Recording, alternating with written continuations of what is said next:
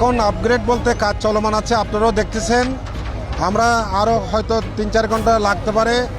Excavator দিয়ে মাটি কাটা শেষ করলে আমরা বিগ টিম আমরা উদ্ধার করব, তখন আপনারাও থাকবেন, আমরাও দেখব, সবাই দেখব। এটাই 8টার দিকে আমরা সংবাদ পেয়েছি এখানে যে একটা শিশু একটা 6 ইঞ্চ একটা মানে পাইপের ভিতরে পড়ে গেছে।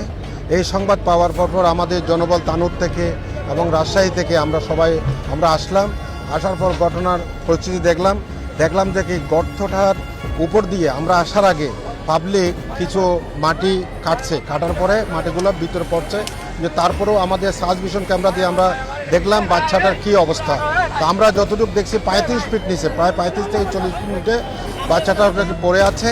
তো আমরা তাৎক্ষণিক দেখলাম যে আমরা যদি অক্ষত যদি বিগ টিম যদি আমরা উদ্ধার করতে চাই, তাহলে আমাদের এক্সকাভেটর ছাড়া একে উদ্ধার করা সম্ভব না। আমাদের অন্য কোনো আমরা প্রসেস আছে।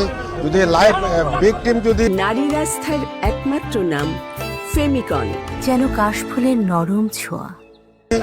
মৃত যদি থাকে বলে মনে হইতো, তাহলে আমরা অন্য প্রসেস করতাম। আমরা মনে করি বিগ টিম হয়তো জীবিত আছে, এই জন্য আমরা এক্সকাভেটরের মাধ্যমে মাটি খনন করে আমরা বিগ টিম আমরা উদ্ধার করার চেষ্টা করছি অক্ষতভাবে।